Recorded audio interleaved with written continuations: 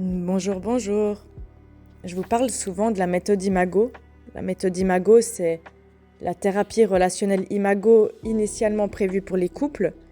Il existe aussi une branche de facilitation qui se travaille en groupe. Et c'est aussi une philosophie de vie. Il y a des livres dessus. Il y a beaucoup de théories qui est liée à ça. Et la méthode Imago se pratique. Donc elle se vit, elle se sent, même si la théorie permet de mettre du sens. Et en fait, je vais commencer à faire quelques podcasts pour expliquer certains sujets liés à la méthode Imago. Et dans celui-ci, je vous présente qu'est-ce qu'on appelle l'Imago, en fait. Ça vient pas de la méthode, c'est moi qui vous rajoute, mais l'Imago, c'est la dernière phase quand un papillon va sortir de sa chrysalide. C'est la dernière phase où le papillon sort de sa chrysalide, déploie ses ailes au soleil, les fait sécher et ensuite s'envole. Et avant de s'envoler, il a passé par tellement de phases. Il a passé par d'être un œuf, d'être une chenille qui doit construire son nid.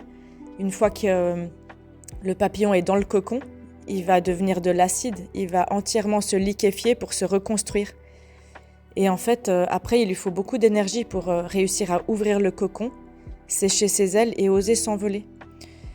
Et la plupart des papillons ont une durée de vie de quelques jours seulement. Donc, ils ont cette épopée où ils vont se reproduire et le cycle se reproduit avec des nouveaux papillons. Voilà. Dans cette méthode, on appelle l'Imago, en fait, le fait que je vais choisir un partenaire, une partenaire, en pensant que j'ai choisi quelqu'un de différent de mes parents et notamment des blessures que j'ai reçues. Et en fait, dans la réalité, je me rends compte au bout de quelques mois, quelques temps, que pas du tout. Que j'ai choisi la bonne personne pour appuyer sur tous mes boutons rouges qui me font mal. Donc en fait, cette notion d'Imago, elle vient de la thérapie Imago développée par Arvil Hendricks et Helen Lacley Hunt.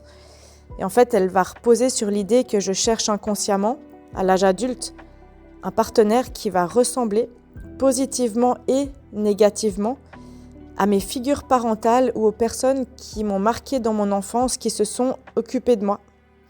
Donc les traits positifs et les traits négatifs. Mais ça se rejoue tout à fait de manière inconsciente. Donc pourquoi ça arrive en fait ?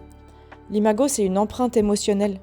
C'est l'image intérieure que j'ai formée durant mon développement très tôt.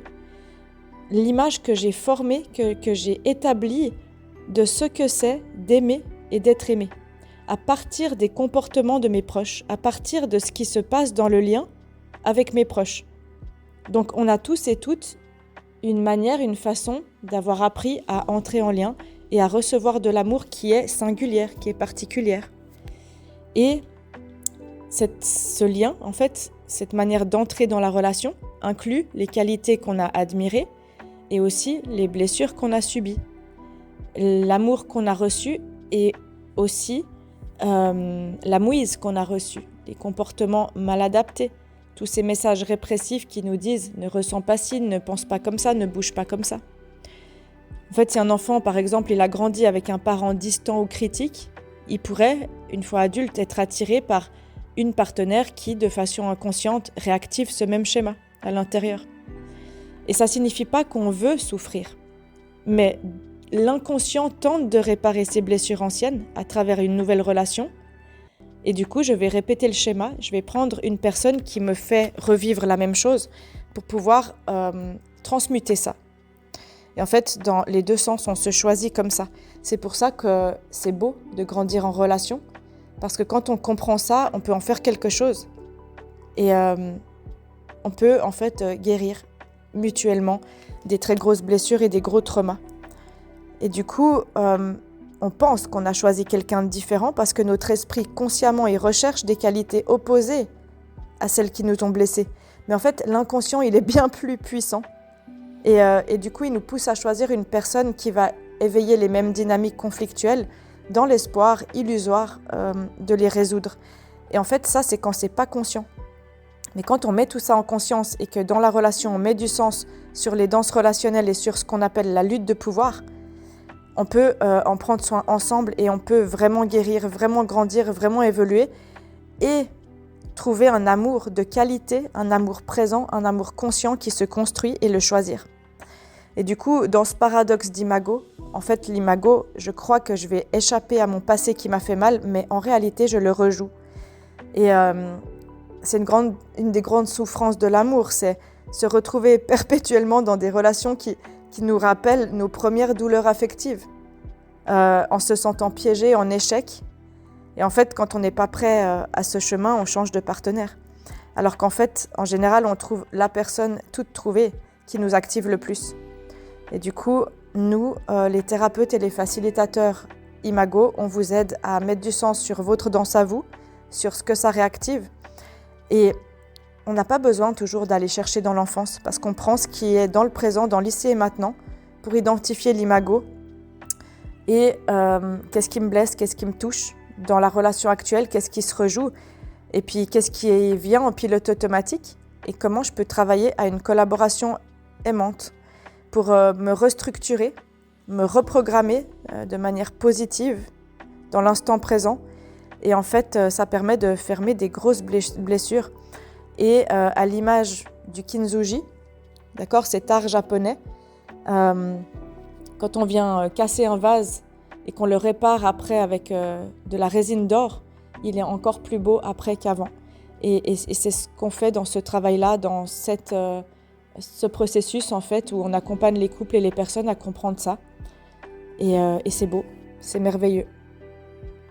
Et moi, j'ai la chance d'accompagner cet amour conscient toutes les semaines. Et c'est beau, c'est vraiment quelque chose de tellement puissant, tellement d'un autre monde, tellement sublime, qu'on n'imagine même pas à quel point on peut toucher cette qualité de conscience. Quand on est dans la blessure, quand ça fait 10 ans, 20 ans, 3 ans qu'on est dans les mêmes schémas. Et j'ai beaucoup de chance de faire ça et de travailler dans l'amour. Et un des adages de l'imago, c'est de changer le monde un couple après l'autre. Parce qu'en fait, quand vous touchez ça dans votre relation, vous allez irradier une autre vibration dans le monde, à travers vos proches, à travers les personnes que vous croisez, à travers votre ancrage. Et c'est très très beau. Donc, moi, j'ai tout un processus pour aller à la découverte de son imago, à travers des PDF, à travers des exercices, et pour identifier en fait les figures de l'enfance. Les personnes les plus importantes, les qualités positives qui nous ont marquées chez eux, quelle attitude nous ont fait souffrir. Ensuite, qu'est-ce que c'est quoi les ressemblances avec les personnes que j'ai aimées ou qui m'ont attirée. Par exemple, c'est quoi ces comportements que je retrouve aujourd'hui dans mes relations, qu'est-ce qui me fait souffrir. Et est-ce que j'ai déjà ressenti le besoin que l'autre change, comprenne ou répare quelque chose. Est-ce que j'ai l'impression de donner beaucoup pour mériter l'amour? Ou au contraire, est-ce que j'ai l'impression d'être étouffée dès qu'on m'approche? S'il y a une peur qui revient souvent, c'est quoi? Est-ce que c'est de ne pas être assez? De ne pas être aimée comme je suis si je me montre? Et en fait, on va explorer à travers des méthodes. Moi, je travaille ça en individuel ou en couple. Et on va se libérer en fait. C'est une libération émotionnelle qui est très puissante. Voilà, si vous avez envie d'explorer un peu plus loin votre imago, n'hésitez pas. N'hésitez pas à m'écrire. Moi, je propose aussi des séances en ligne pour ceux qui sont loin de Genève. Et n'hésitez pas non plus, pourquoi pas, à aller faire un stage imago pour découvrir ça avec votre partenaire. C'est beau. C'est vraiment un cadeau de vie de se faire ça. Un cadeau pour soi et un cadeau pour la relation et une libération. Donc c'est un choix d'amour conscient pour soi. Et pour la relation, c'est un choix de compassion envers soi. Et pour moi, c'est un choix de guérison profonde parce qu'on n'est pas obligé de vivre dans la douleur. On n'est pas obligé de vivre dans la douleur. Voilà pour le petit mot de ce que c'est l'imago. Moi, je vous souhaite une très belle journée ou une très belle soirée et à tout bientôt. Merci pour votre écoute.